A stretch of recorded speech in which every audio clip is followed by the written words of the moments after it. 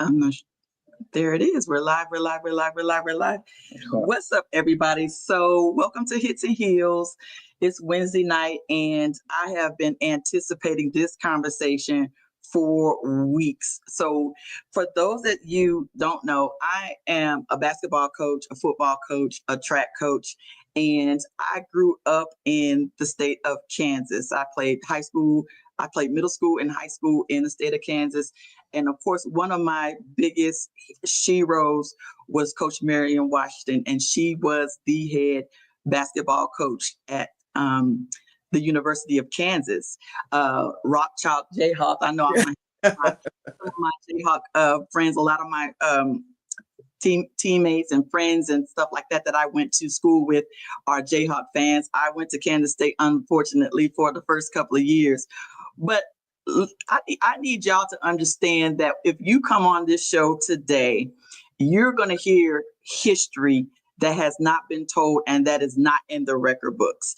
So Coach Marian Washington, her resume is unprecedented. Number one is she was the first Black female coach at a PWI, at a major school.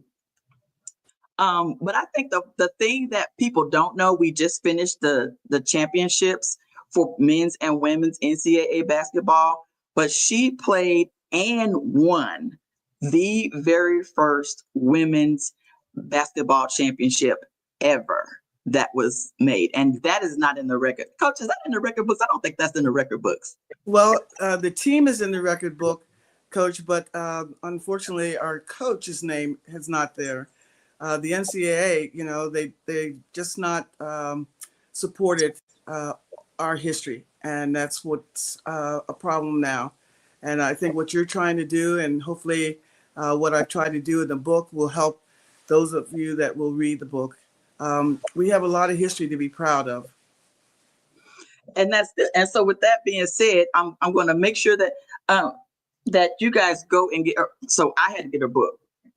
When I got the book, I could not put it down. The first time I saw it, Coach, was when I visited the Women's Hall of Fame in Tennessee. Our son had a game at Tennessee, and I was able to visit the Women's Hall of Fame. And I think I actually took pictures of you on the board in the Hall of Fame for the Women's Basketball Hall of Fame in Knoxville, and they were selling your book there. And I was just so glad that I'm sorry, babe, that they were honoring you at the Women's Basketball Hall ofAme.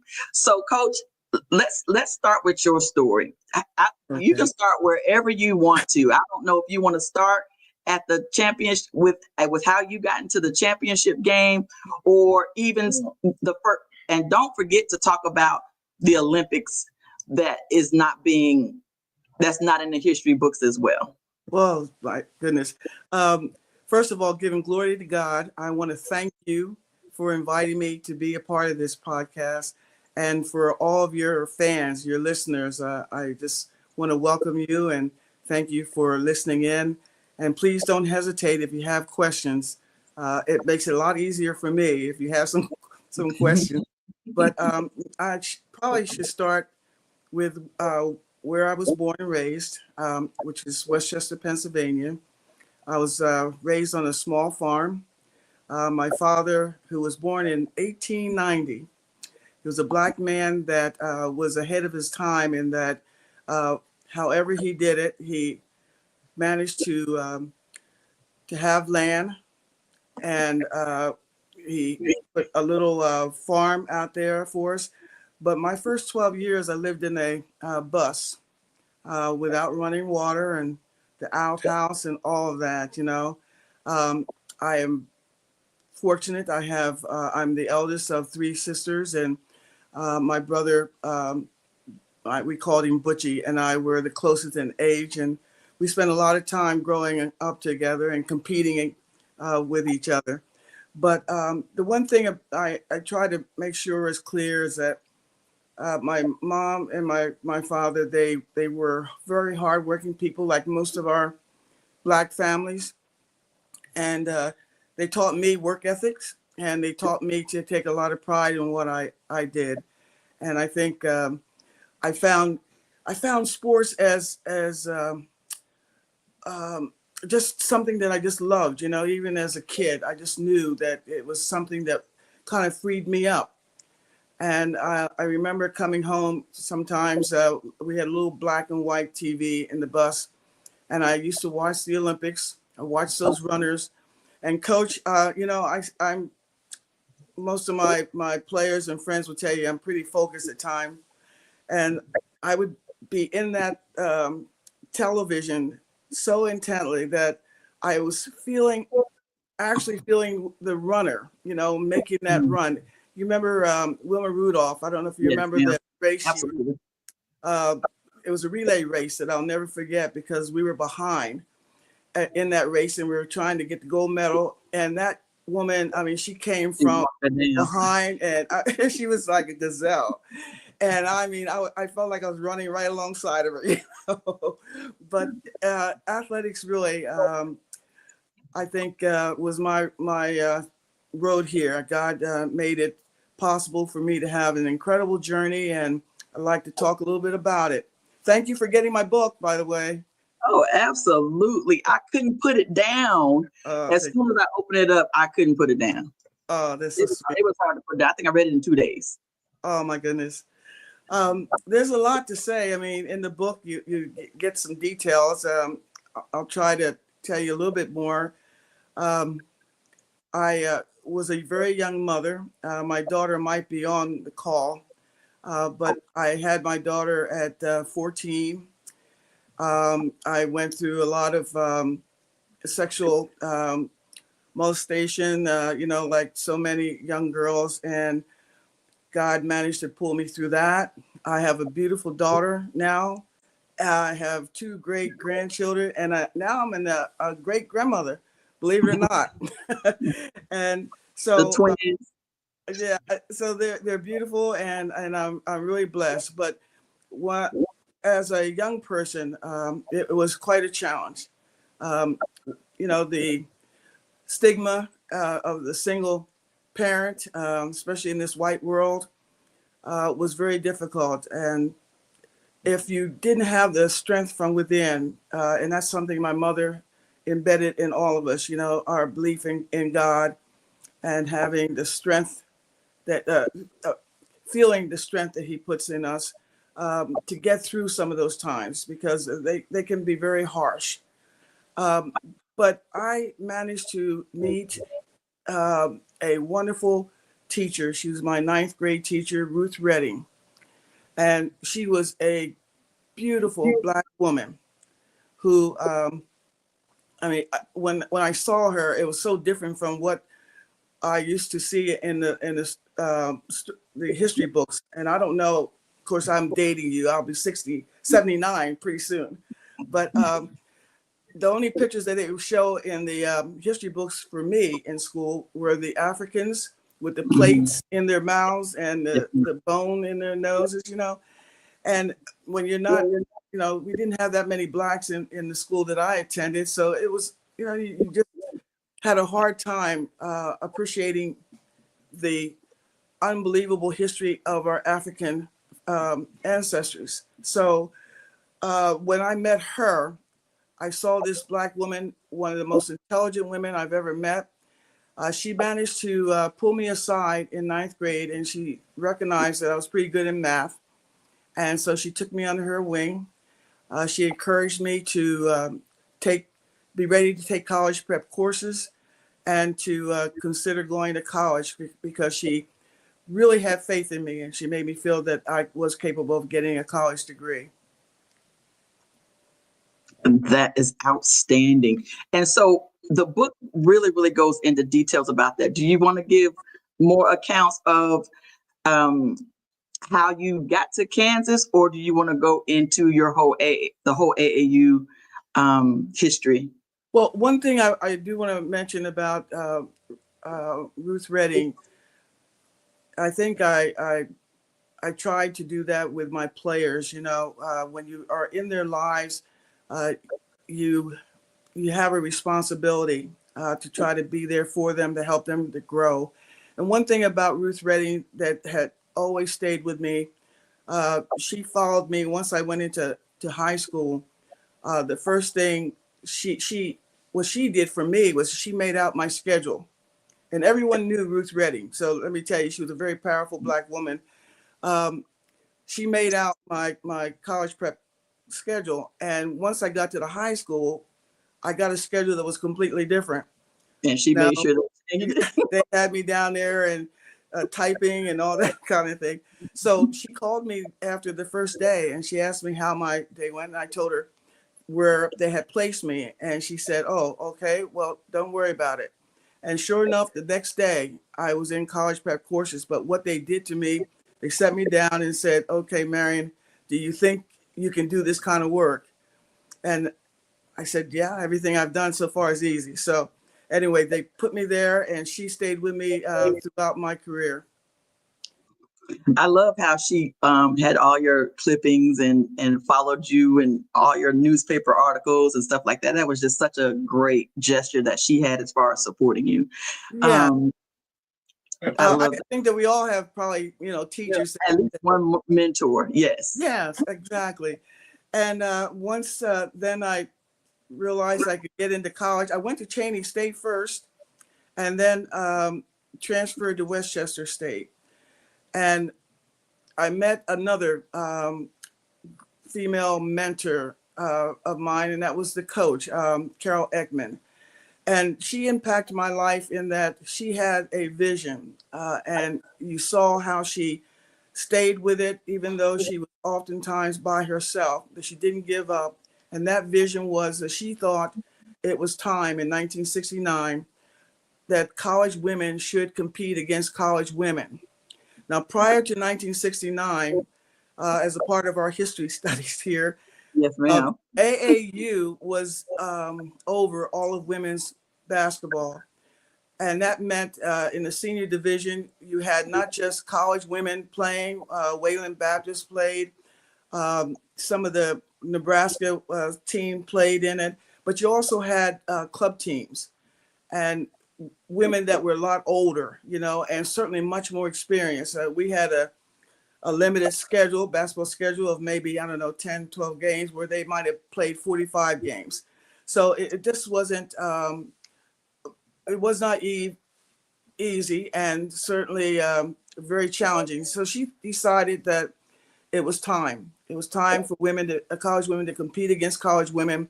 And she went about finding the very best college female teams in the country. And she had them come to Westchester and we had our first tournament. And when you have someone that works so hard, as a team, we saw this woman, Carol Ekman, just, give up her life trying to make this happen. We didn't need her in the locker room. We just knew we were going to definitely win. We felt without question.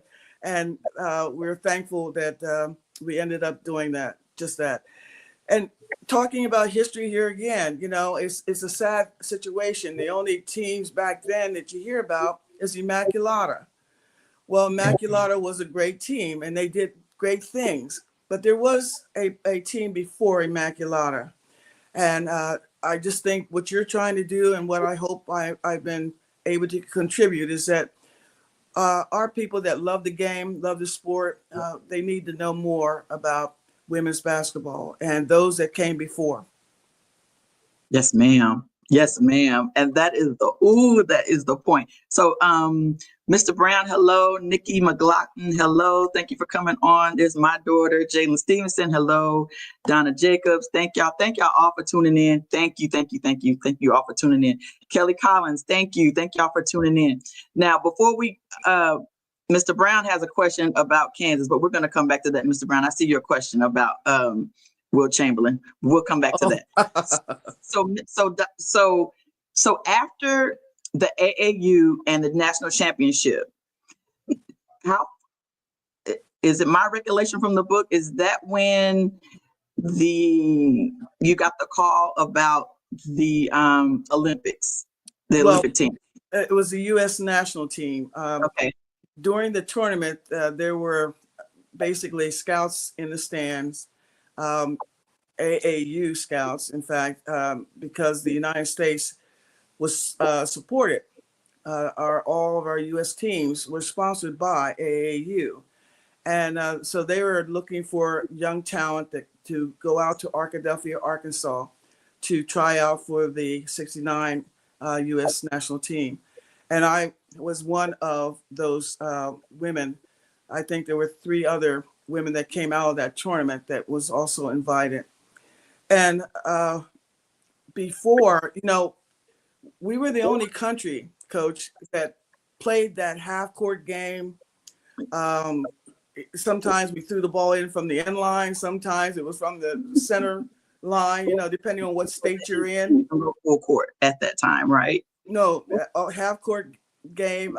In fact, Iowa had one of the most incredible girls basketball program. I don't know if you know much about that program, but they were so successful that the girls actually generated enough money for all the other sports, including the men's sports. Oh, wow. Everybody loved Iowa basketball. So, but anyway, I found out that we were the only country playing that half-court game. So if you went internationally, you had to learn the 5-player game. And that's what I was trying to prepare for. I've not been that far away from home, but I had a friend that helped me drive out to Arkansas. And I talk a little bit about, my shoes. I found myself my first basketball shoes, and they were the Adidas shoe. And coaches, you may remember the old Adidas shoe with that hard rubber toe. Yes, ma'am. Yeah, well, back for you. Huh? That were too small for you. Yeah, back then, women's shoes didn't go beyond 10, and I was at least a 10 and a half there. So my toes were taking a beating, but every session we had to go 3 times a day, and after every session you had to go to the board and see if your name was still up there. And the last day, I remember, because it was my prayer to be an Olympian. My prayer was to be one of the greatest athletes ever. And that's what I tried to do. And here I had a chance to take another step. And I'm sitting in this room, and Alberta Lee Cox is calling out the names of the players that were going to represent the U.S. And there were only going to be 12 players. And she called the 11th player, and I got my head. I'm in the corner, so my head's in my hand, and I'm thinking, oh my God, I'm not going to make it. And she calls Marian Washington. And so it wasn't until then that I realized she was calling everybody in alphabetical order. And so I was hyperventilating for no reason at all. But very thankful. I was one of the first 2 Black women to be on the U.S. team. Colleen Bowser was the other Black player from Hutchinson, Kansas. And we traveled all over South America. Alberta Lee Cox is from Raytown, Missouri, or she was, because she passed. And she never has gotten credit for integrating the U.S. national teams. You don't hear her name, but she was there before, most anyone. And she was to be the very first women's Olympic coach for the '72 Olympics. And so when we started to compete each year, and we were training then for 3 years for the '72 Olympics. And there's a story in there about what happened, but they basically they forgot about us. Forgot about you, and they don't talk about it. Well, my question is, we're talking about your plan. What position did you play? Well, I probably could. Today, I would have played pretty much any position except for point guard. But I was mostly a power forward. Oh, okay. Okay, so I've lost you. You've lost me. Am I here? As a historian of Mr. Bryant, as a historian of women basketball, have you been sought out to detail that history by those that are basketball scholars that document such history? I'm a thorn in the NCAA's pocket. I'm a thorn in the BCA's pocket, and the WNBA, they are beginning to hear from me. And it's only because we have now women, our women athletes are fantastic. There's no question about it. It's wonderful. So glad about the game that's being played today. But we have broadcasters that have a chance when they're broadcasting the games, or after, in halftime, where they have a chance to talk about different players or different situations. There are opportunities for them to help educate the viewers. And they have not done that. They only did it one time, and they were forced to do it. And that was with my player, Lynette Woodard, when they were talking about Caitlin going after that record. Mm-hmm. Yes. And she held it for 43 years, and no one really, celebrated that. About it. Yes. But I'm hoping that, to answer his question, I'm hoping that I'm contributing to trying to document history with the fact that I've lived it. I've lived a lot of it. And so it's a firsthand opportunity to share. And I wanted to be sure that our history is correct. I'm very critical of the NCAA. I think that when they decided in 1981 to take over the championships for women, Coach, you may remember the NCAA actually went to court so that they did not have the responsibility of women's championships. They did not want us. And so we had AIAW. And then when they realized with Title IX that it was here to stay, that's when they decided, okay, we're going to offer championships. And it seems they've done a total disservice for our sport, for our history, because they've absolutely demolished, in my opinion, our history. They're patches of information, but nothing that would be, worthy of anyone trying to find it. And I just think that they ought to be ashamed of themselves. Well, my question was, you actually answered it, because my question to you was, has CBS, ESPN actually did the women's basketball? No one communicated you from this year and the years in past to come and be on the set? No. And well, you actually answered that by saying what you said, and I don't understand that at all. That makes no sense to me. I think it's the NCAA. These women, they have a script, and you have to be bold to step outside of things in order to help people become more appreciative. And they just stayed with, as far as I'm concerned. Sometimes I'm gonna be honest with you, Coach. I wasn't always sure if they knew their history. You know what I mean? Yes, and ma'am. So yes, there might have been an opportunity to have someone like myself or someone else that the historian to share some information. Well, the reason why I asked that question, because Akeem, the Houston, couldn't get on the floor. Yes. And then the next time, my point of the question is, but the next time TNT, CBS, whoever did it, they had him on. They had him on there. Wait a second. So what you got to go do is try to get on the floor. It's funny. Debo yourself on the floor. Okay, but it's funny. But he got on, and sometimes doing something to get attention, because your story and your history is amazing, and for them not to already communicate with you is tragedy. It really is. Yeah, well, that's the reason why we did this podcast. That's why I wanted you on my podcast, for that particular reason, so that we can have this conversation, so we can break this down and send it to whoever the powers that be.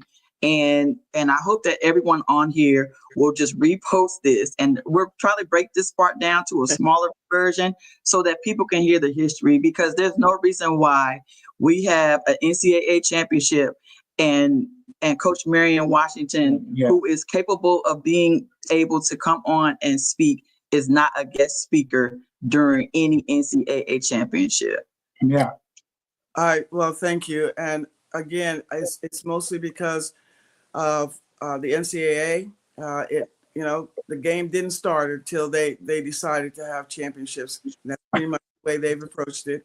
And unfortunately, our young coaches, certainly our young players, they don't know Right. the shoulders that they stand on. And our coaches, they should learn more about the shoulders that they're standing on. I mean, Yeah, I think I'm as I'm sitting here talking to you right now, I didn't miss much. And even during a press conference, even for Dawn Staley, she even knows that your book exists.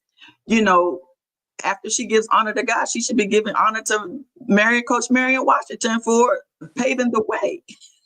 Well, those are wonderful opportunities that we miss sometimes. And we're missing those opportunities because they definitely need to open up their mouth and make sure that there are reminders. Because even with MLB baseball, they changed the rules, and now they added the Negro leagues to. Yes, yeah. So that needs to be something. So it's happening. That's that right. needs to be something that needs to happen with the women's game as well. And Totally. for it to happen in baseball, I would figure it would happen quicker in every other sport. So that I think so. Yeah, you would think so, based on the history. Yes. Based on the history, and what that said is I mean, I don't know. It just blows my mind when I don't hear your name when they're talking about this coach, that coach, and this coach. It just blows my mind. It really does. Well, I mean, how does that? This is a personal question. So you're sitting at home watching the game, and they're talking about other coaches. Do you not go? yeah, I get very disappointed. Okay. I'll be honest with you, very disappointed.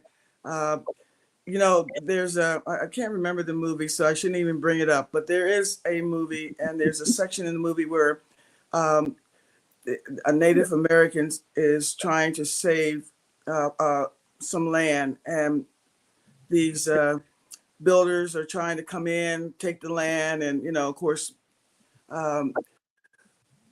build businesses. And the comments was that we're being buried. Our history constantly is being buried, and if people don't keep trying to talk about it, it'll be gone. And I think, there are those like Rebecca Lobo. She knows me. I mean, she's. I love what you wrote on your book. Love it. Yeah, it's just that. Then take the opportunity, to say something about it. No, then how come you haven't said anything? So again, I saw what she read on your book. She said that we talk about Pat Summitt, but we don't say enough about Marian Washington. Well, you don't either. That's right. Well, but hold up. I have to say this. 2 NCAA tournaments. Love you, Lynn. Yeah, she actually, for the first time I heard her, she actually said your name. Okay, because she was talking about Pat Summitt. She was talking about other coaches. What's Purdue's coach? The one that Carolyn Peck. And then she brought up your name, but it was all in sequel with everyone else. Yeah. So unless people knew who you were or understood the history, they wouldn't have known that, if that makes sense. Right. Be complete. Let people. Yes. People will be excited about the history if if it's told correctly. If not for them, there's a woman, Brenda Van Liggen, who's working hard to get money together to present this documentary, and it's called If Not For Them, and she's been interviewing different ones to try to capture the history. I'm not sure where it is in the process, but that's one person that's trying. I'm hoping that this book might get the interest of other people. I'm sorry. It needs to be a movie. It needs to be documented as a movie. Yeah, it would be great because it hits everybody, all, especially us as a people, we go through so much and we get so little in return. But So who do you think we could get to play you in a movie? Who would you like? Who would you like to play you in a movie? Whoa, I don't know. Give me some names.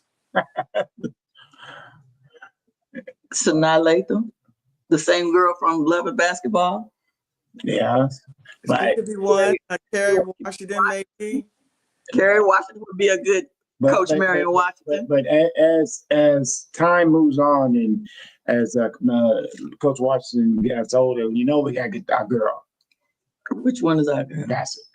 Oh, Angela Bassett would be a good one. Oh, yeah. And Angela's right up the street. Yeah.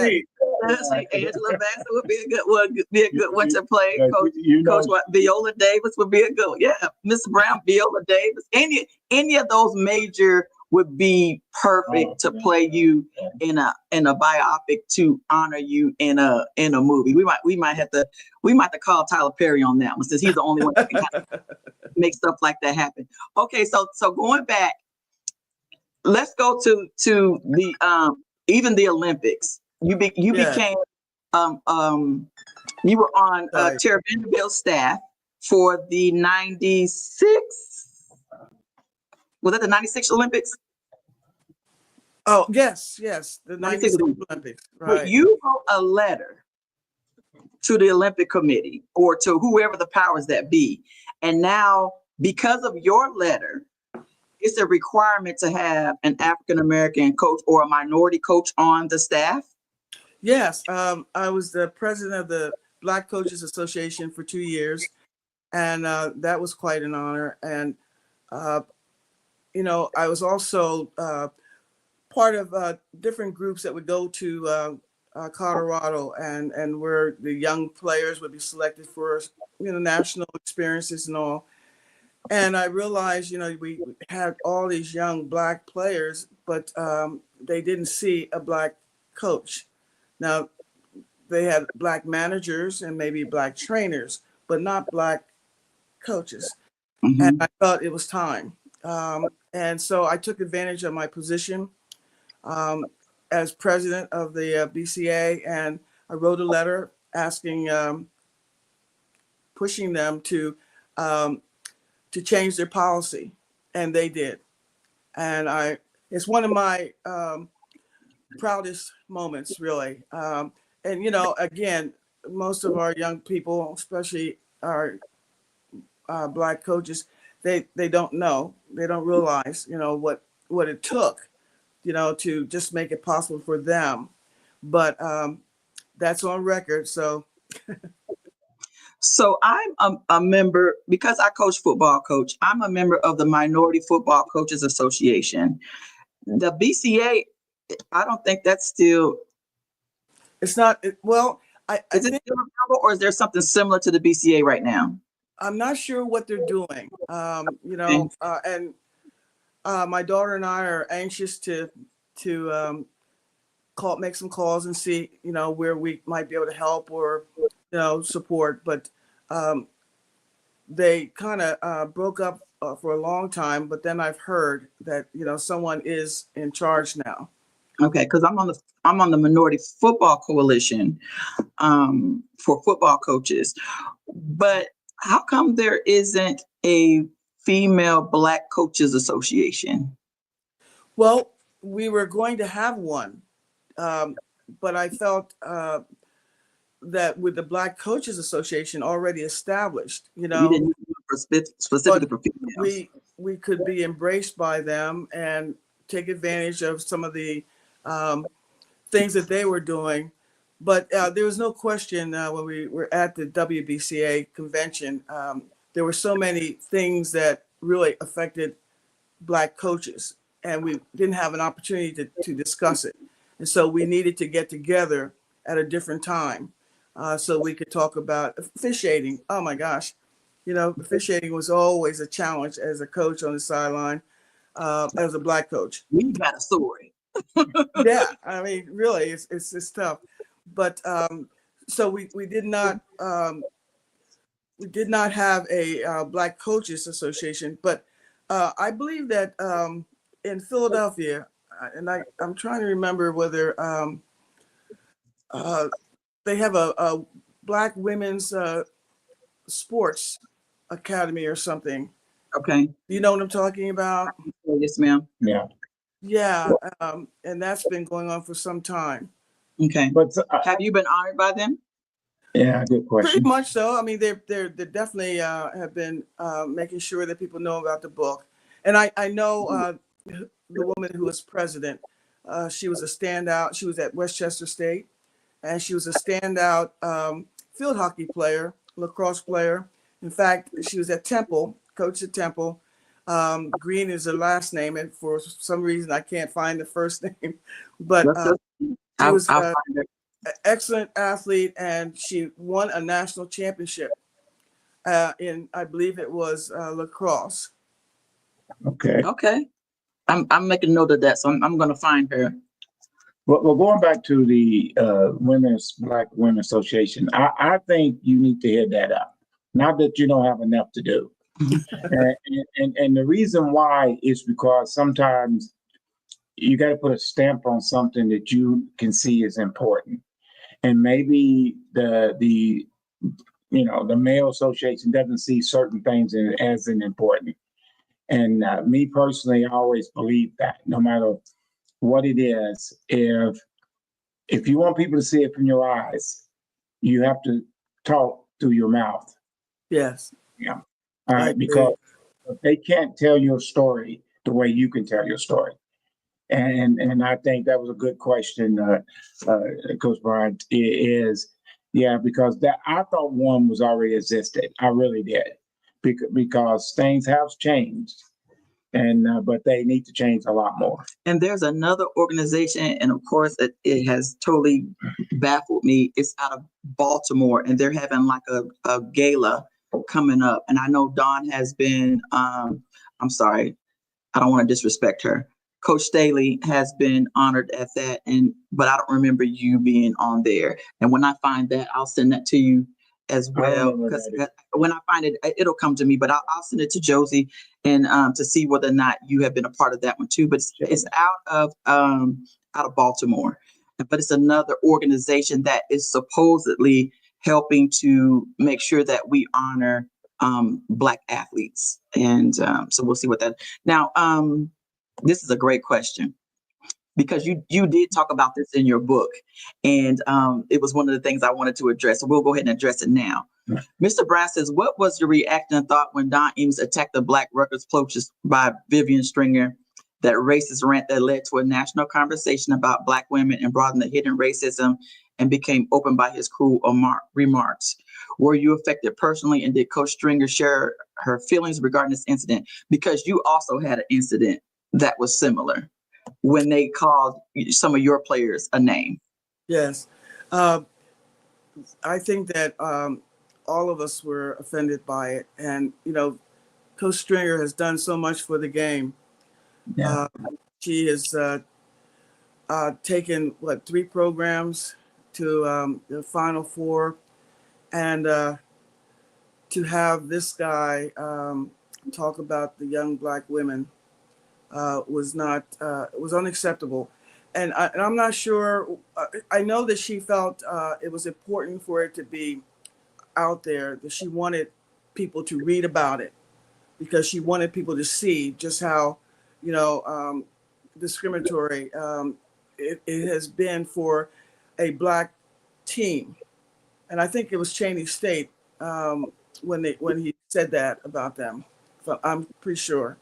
And so, no, we were all offended. And, it's just, it's something that you want to make sure that it's part of the history. So his name will go down in history. And just know that Vivian, I thought, did what she needed to do in order to make sure that her kids were, supported and protected. But you had a reporter that said something off the cuff as well, and you checked him. which one was that? Because there was a lot. What you said, there was a lot of them. Yes. Which It one was would it, you think was- about? it was one of the accounts in the book, and I think you were it was he said he called them some type of a name or something, and you went to I think you either went to the reporter directly or you went to someone, and they Oh, made yes. okay. We my teams, we like to run. Now it's fashionable, and we're running a lot now. But back then, we were jungle bunnies. That was the word, jungle Yeah, bunny. we were Yes. jungle bunnies, and so I definitely had to confront him and make sure that he understood that that was definitely unacceptable. And I'm trying to be very nice. That's important. But you have to stand up. You have to Yes, stand because up. in the book you and- said that you don't cuss, but you said you was ready to cuss him out. Oh, yeah, many times actually, but Mhm. your kids are watching you, and one thing that they say to me all the time is that they've watched how I've handled adversity and continue to push forward, and that's important, no matter how you feel. There's many times where you just want to just pound your fist, but I always Oh, feel just like not- you got to make sure you keep clear your issues, whatever your issues might be. Well, the reason why I'm giving that look, and I'm like that. I don't say a cuss word, and I've been very fortunate to be in situations where I have said that you're about to make me lose my religion. We're working on Miss Coach Bryant. It comes out every now and then. Well, I took a lot of pride all the time, Coach. I took a lot of pride also, Coach, and I didn't want my players to ever hear me curse. Oh, good. And, so they I don't think they did, Right. But I remember we had an incident similar to it, and my favorite saying is, Jesus rained down on me, and God give me strength. And one of the coaches that coached with me, an assistant coach, he said, Coach Bryant's cussing you out in his own way. So I talk about when you trying to get your ladies' attention as a coach, did you clap hard, stomp your feet hard, raise your arms up? I mean, we all have something. Mine is, hey, real loud. I go, hey. And what was yours? It's got to be something you did, either stomp your feet, clap your hands, howl. Well, if I have to ask them, but I was very intense.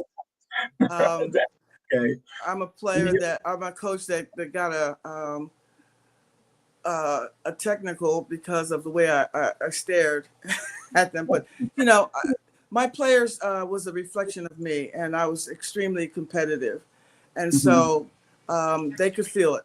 I think as a coach, you're always trying to put together the kind of team that does reflect you and will play and not get caught up with exterior things, because to get back at anyone, you want to win. If you want to get even, you try to win.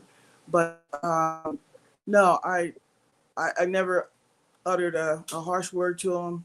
I always felt that in the papers that it would be my responsibility. So if I'm talking to a journalist, whatever might have happened in the game, it was mine. If it was bad, if it was good, praise players. That's great. So, Coach, I know we had an incident this past season where we have not gotten over it. Not over it, Coach. Where we know the refereeing was intentionally against us. Coach, how many games should you have won? I mean, you've had a great career, but can you count the number of games that should have been a win, but they weren't, because you know that the rest was just intentionally against you because it was you against you at the wrong time? That's the best way. Calls go against you at the start. I mean, you can get calls called against you, but if it doesn't affect the game. So what was Right. yours? I coached for 31 years, and I've often been quoted as saying I probably lost about 100 games over 31 years. Just, maybe that last shot wasn't counted or something. Just like you said, it may not be something major, but just enough. Yeah, it was always challenging. Vicky said you whispered to the refs. Oh, yeah, Vicky. Hi, Vicky. Oh, yeah, I reached that point, where I decided I would just go ahead and, as they go by me, I just whisper in their ears. Well, I'm going to ask you this question because I heard someone ask the great Nick Saban this question in football. Okay, and it's a tough question. And the question was, name one player out of all the players you coached will be your first draft choice if you was taking a team today. Who was that player? Well, it would have to be Lynette Woodard. Okay. Yeah, and then I have had 4 Kodak All-Americans: Tamika Dixon,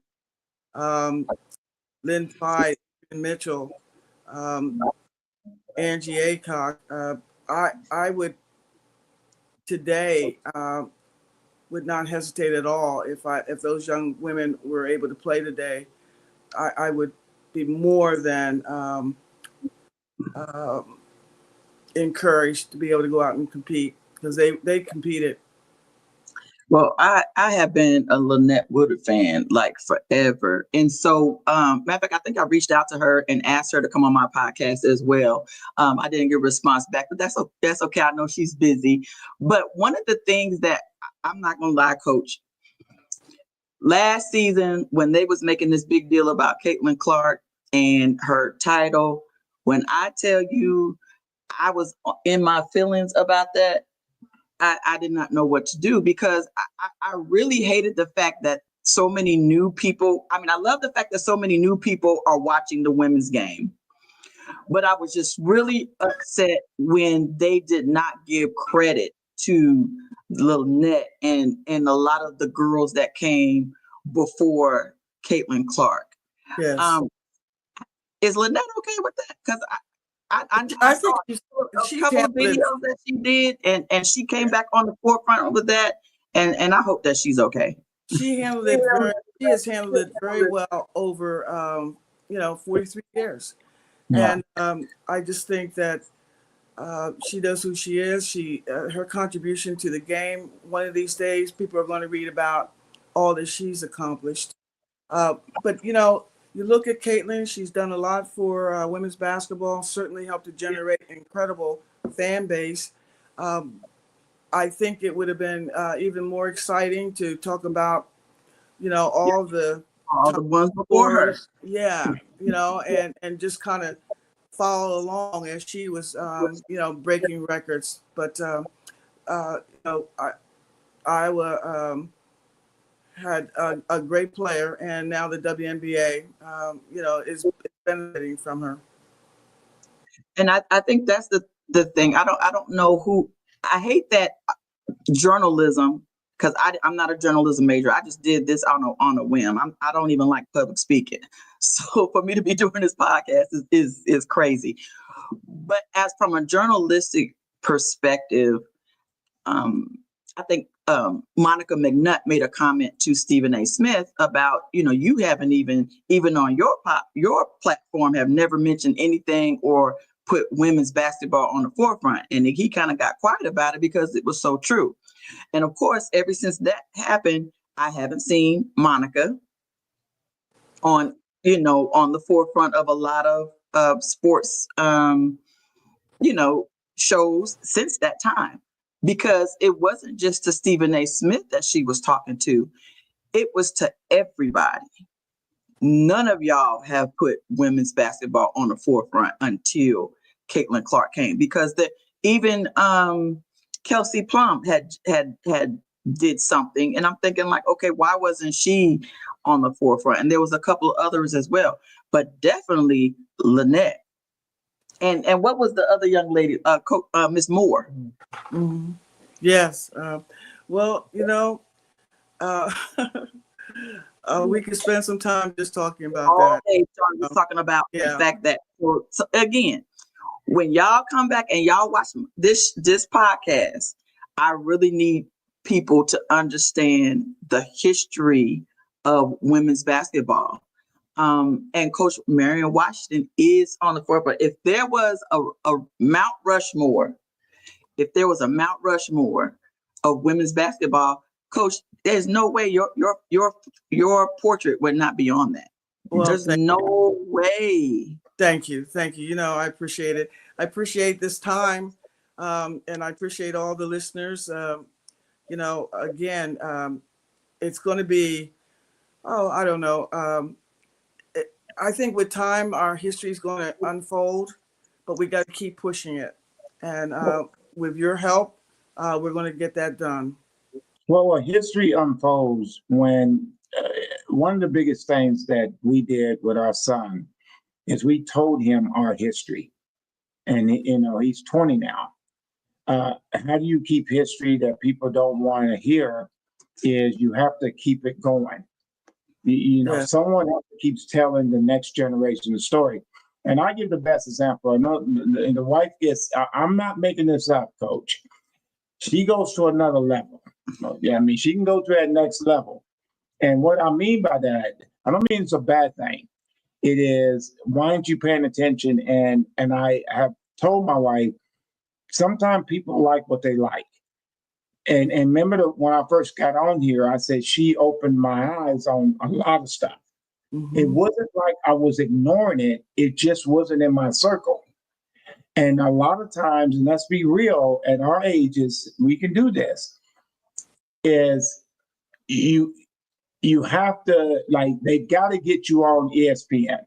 They've got to get you on TNT. They got to get you on when it's hot. Like, the NCAA is over, male and female. Not now. When they start doing their commercials with Charles Barkley and all them a month before the NCAA even starts, that's when They should Coach be bringing you Washington on. needs to be on, because everybody's watching, everybody's keying in, and now they go, well, who is Marian Washington? Or they grab their phone. That's the greatest thing about 2025. Technology is all in your hand. Yes. I mean, it's right there. And just like that, 10 people could be sitting at a table and none of them know who Coach Marian Washington is. And then in 2 seconds, all 10 of them know who she is. You're right. Yeah. And so we can look forward to maybe next year and see how much progress we make. And maybe I need to do what you did with the Olympic and start petitioning people. I mean, you got to get, certain people, it's just that one person or that two person. Just to start the talking. world's a small And it world. starts like this with even with me. How many podcasts have you been on, Coach Washington? This is I think my second or third. Yeah. That's yeah. Yeah. And I'm a nobody, right? But there's no reason why you shouldn't be on the Pivot and on all the other shows. First Take, and that's not a podcast. First Take, all of those. You should be a guest on all of those. But the one thing that I know for what's the gentleman's name? Farbon. On the SEC. On the SEC network. That man is open. He really is. And somehow we're going to figure out a way to communicate with him through you. And if people don't communicate with you next year, I'll be shocked. Because the one thing about, I'm saying his name wrong. What's that? I don't know what his name is. He ain't nobody I watch. Yeah, but he's amazing. He says viewers and what he says means a lot. And plus now he's radio and TV. Wow. I mean, yeah. Paul Finnebaum. Thank you, Mr. Brown. Yeah, Paul. Thank you, Mr. Brown. Because getting on a show like his, because so many people listen throughout the United States. I would like to see you on the pivot. Either Well, way. that would wonderful. I mean, that would be great. And I we've would got like to see you on the pivot. we've got a lot of people out here that can help, surface some history. And so, if we can all just stay the course, we'll be set. Oh, Vivi, this is a great start. All of us learned who Marian is tonight. Yeah. And thank you for that. And so if everybody can just make sure that y'all share this page on y'all's social media today, make sure y'all go out and get her book. Because when I tell you, you're going to start reading it and you're going to hear about history that is not in the record book. You're not going to be able to go to Wikipedia and find the information that she has in her book about women's basketball, because she is basketball history.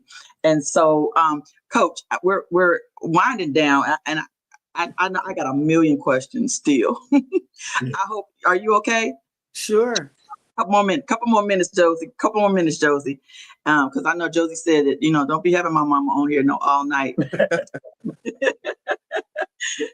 She does not listen. Josie does not play about her mama, and I love that. So, Coach, what did you think about? Let's go to the NCAA. What did you think about do you even watch the tournament? I do, particularly if there's some teams that I've been following. Who are your favorite teams? Did I think about it? Who are your favorite teams? Well, I mean, overall, we have some excellence. Our athletes, our women athletes, are really, really talented. I think our game is so exciting now. It has always been exciting, but it's always been. Yes, and unfortunately, it's been really hard to get that fan base, growing. And that's one thing you have to credit again, Caitlin Clark. In that she helped to bring that to the forefront. But I do think that I wish that I pull for Dawn, and she's worked so hard, and her kids I know are very disappointed. But the one thing I know about her and her program, she's going to get it. She's going to find the parts that she needs, and she'll be back. Yeah, she's already got two major that she's already added. And I'm so happy about that, because we want to see her back. But personally, as a Black coach, you as a Black coach, I'm so thrilled. We have a lot of Black women coaching at every level, but you see a lot of them at the Division I level now. And that is so exciting for me. I think it was last season. It was either last season or each season before last. The number of Black women that were coaching in the SEC was absolutely amazing. Really? Yeah. So it was before. So here at Kentucky at that time, we had Kyra Elsie, we had Joni, we had the Auburn's coach, Johnny. One of my favorite coaches right now is Coach Yo at Ole Miss. She's another upcoming coach that I have absolutely loved what she's doing.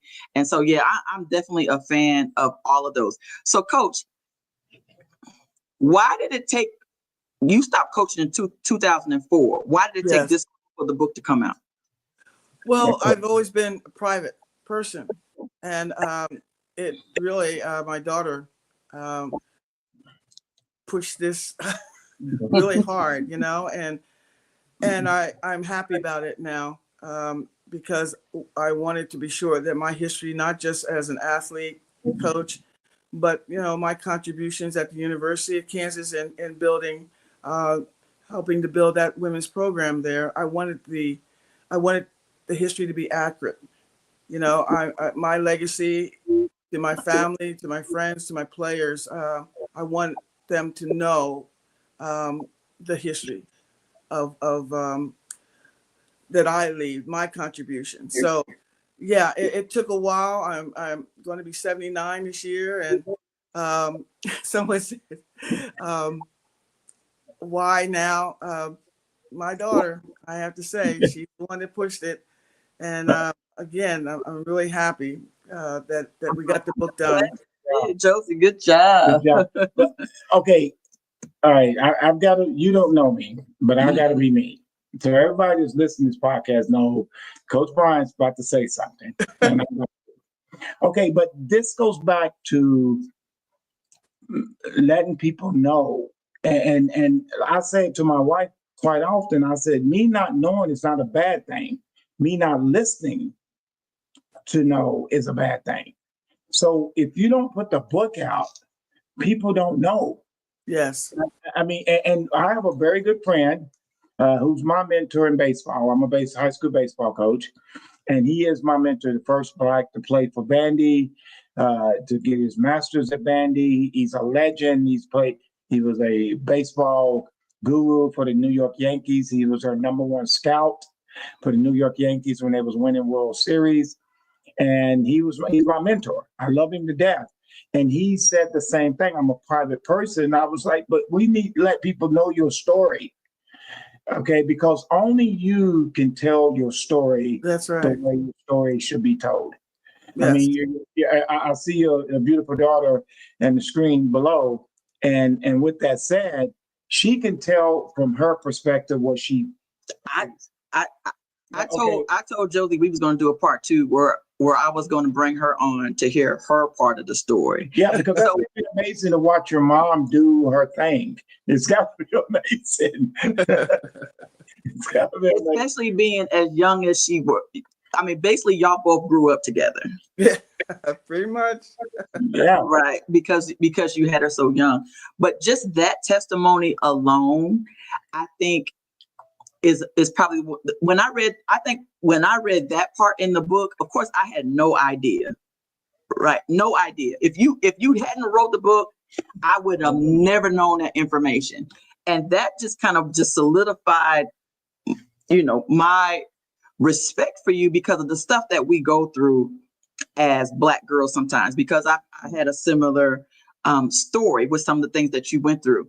And it's just amazing of the level of resiliency yes, that we've had to go through. And then I love the people, especially Dr. Redding? Yes, Ruth Redding. Just her influence and how she influenced your coaching. Yes.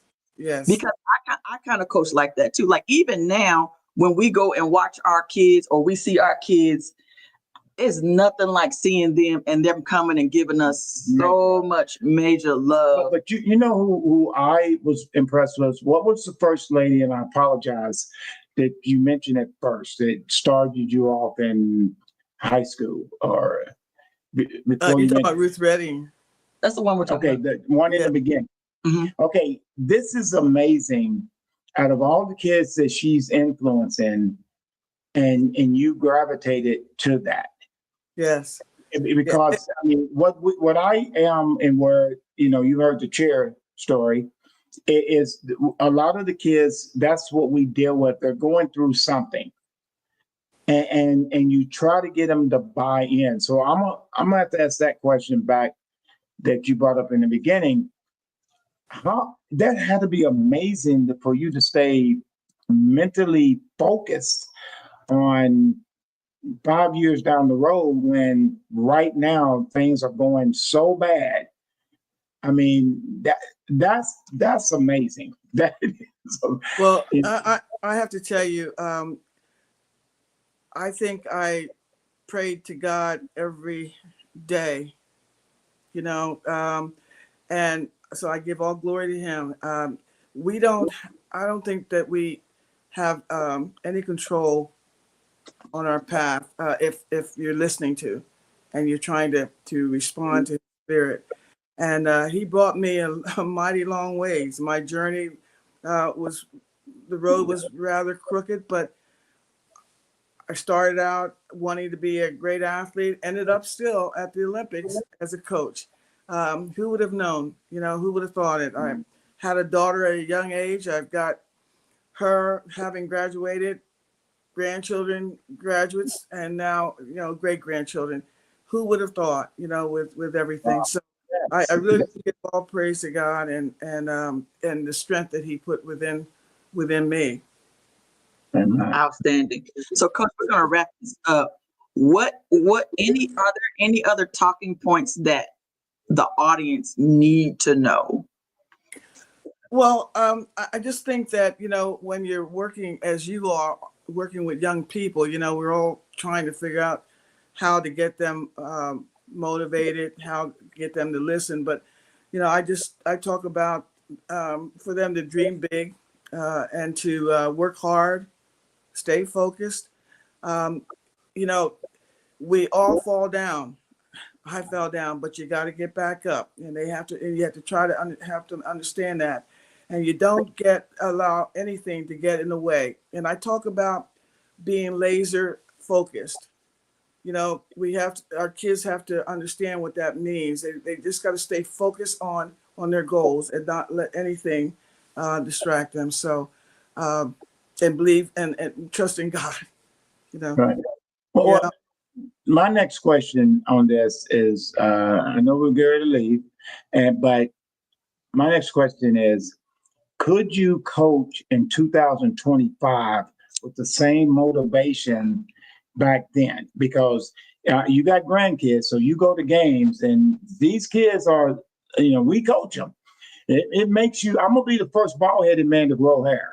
I mean, they have me shaking my head like, what are you, what?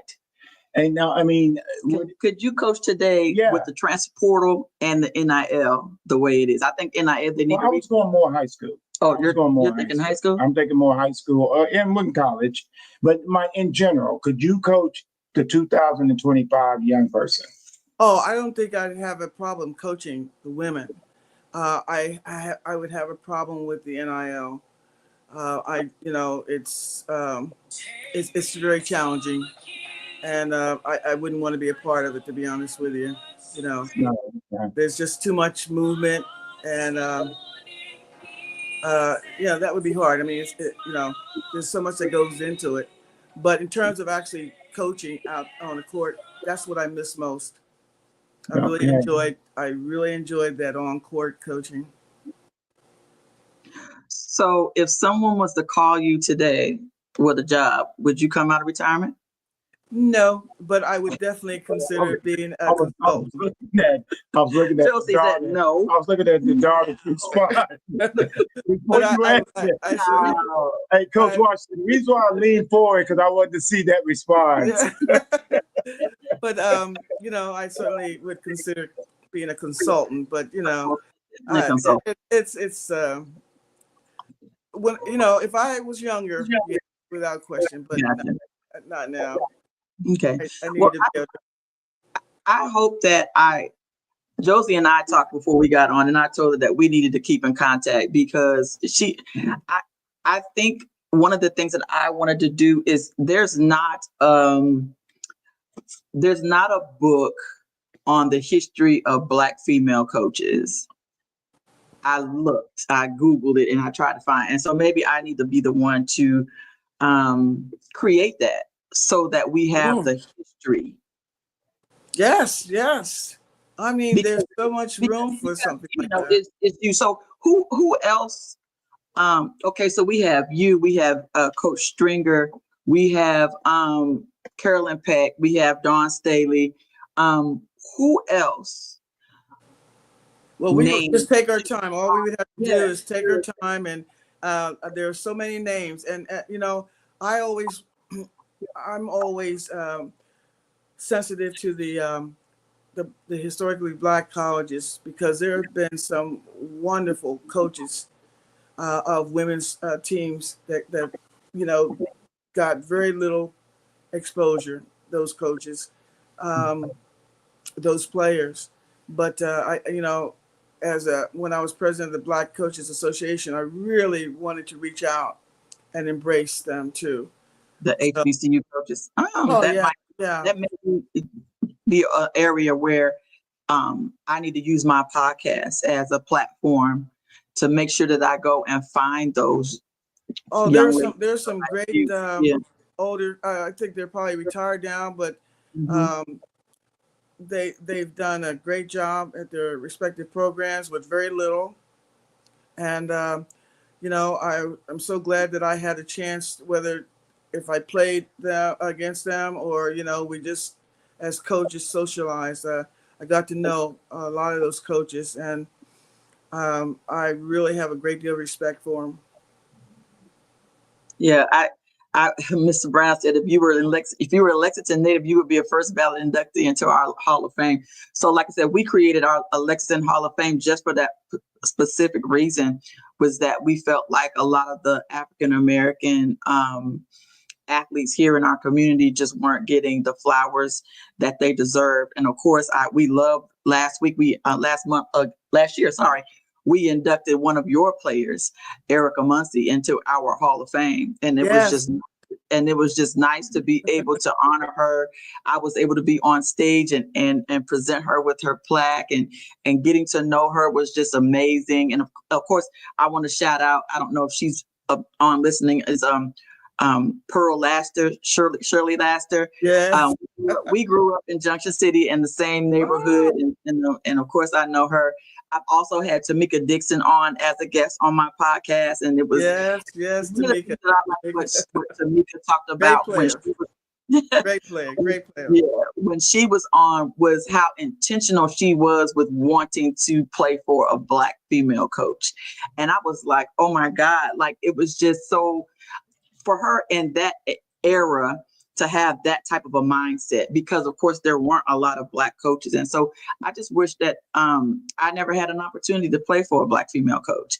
And I would have loved that opportunity going forward. So yeah, so we're gonna wrap this up. And is there anything else you want to talk about that we need to make sure we have this on this podcast, so that if somebody comes back and they're watching, they'll be in awe about you and be informed who you are. Yes, ma'am. Thank you. No, I just want to thank you again. I want to thank all the listeners, and I just hope that they'll find my book and find it interesting. I think there's something in it for everyone, and God bless you and all that you're trying to do. Anything I can help with, let me know. Absolutely. So, guys, if you're on Amazon, you can go to Amazon and get it. Barnes and Nobles has it. I bought mine from when I was in Knoxville at the Women's Basketball Hall of Fame. So yeah, it should be easy for you guys to make sure you go and get the book. Is there and make sure you go. You can go on my website, by the way, Coach. Yeah. What's your website? Josie, what's your website? Can you put that in the comments? Is it MarianWashington.com? Let me see if Josie could put it on there for us. And I want to thank everybody that came on. V. Reeves, Carrie Mayhew, both of your grandchildren were on. Yeah. Ricardo. They all came on. Ricardo and Lauren both were on. Jay Washington 901 was Hey Auntie. So one of your nieces or nephews also was on. A couple of your players. Of course, it was an honor to have Lynette Woodard come through. Of course, she came through and hollered at her coach. Lynette, I want you on my podcast and we want to hear your story. And was it Lynn Page or Lynn Pride was on? Lynn Pride was on. Lynn Page. There she was. Lynn Page was on. Kayla Ransom. My auntie Mary Preston, Vicki Friedman. She was my co-writer. Vicki Friedman was your co-writer. Okay. Yeah. Here's Too Lovely. She has said, "Hey, Coach." Carrie Mayhew. Hey. Carrie Mayhew. But Carrie was one of my first track athletes. Okay. When I started track at Kansas. Good stuff.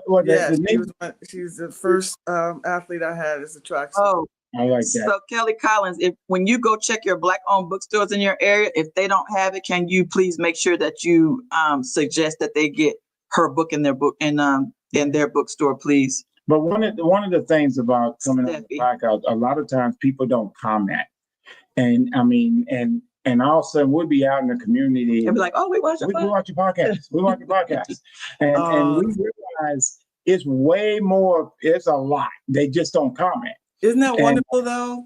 But that's wonderful. Congratulations. And people say, "Oh, you had so and so on," and we go, and I go, "Yeah, my wife had on." She said, "You was there too." I was like, "No, that's our podcast."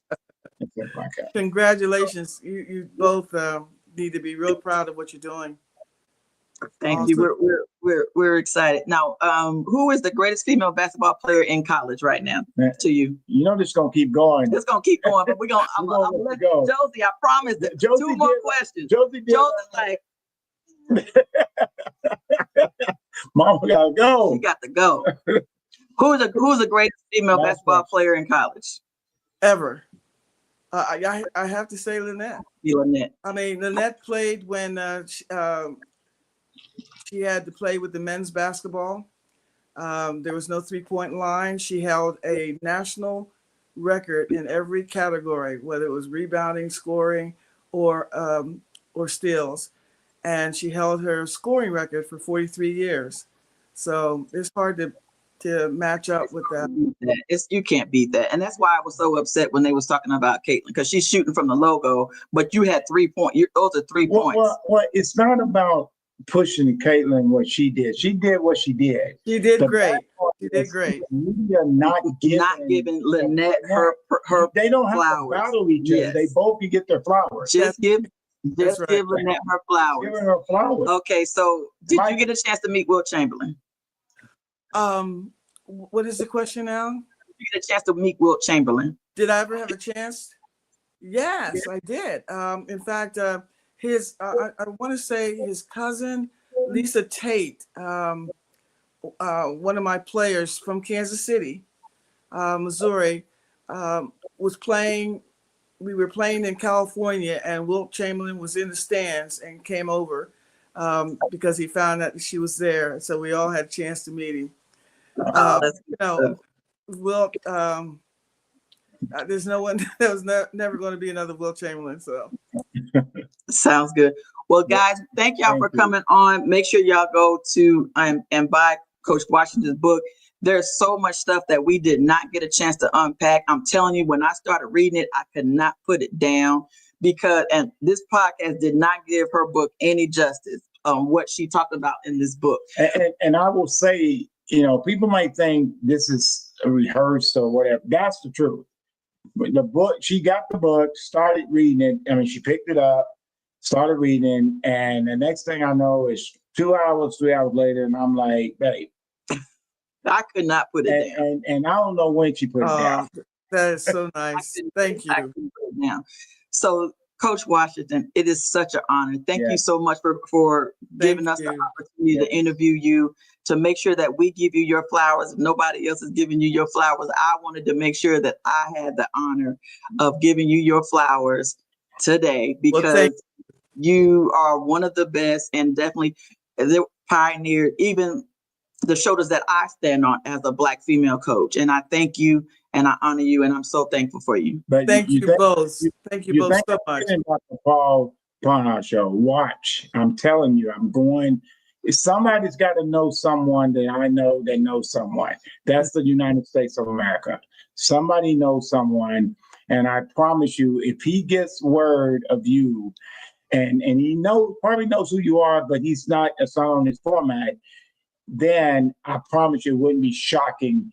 The next thing you know, you getting a phone call coming on his show. Okay. And it should be. I mean, I think you need that. I really do. And I'm honored to meet you and talk to you. Thank you. God bless you both. So don't leave. I'm gonna end the stream though, okay? Okay.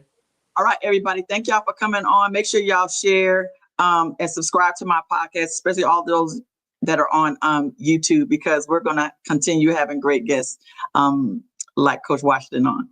Have a good one. Go Niners. Bye. God bless.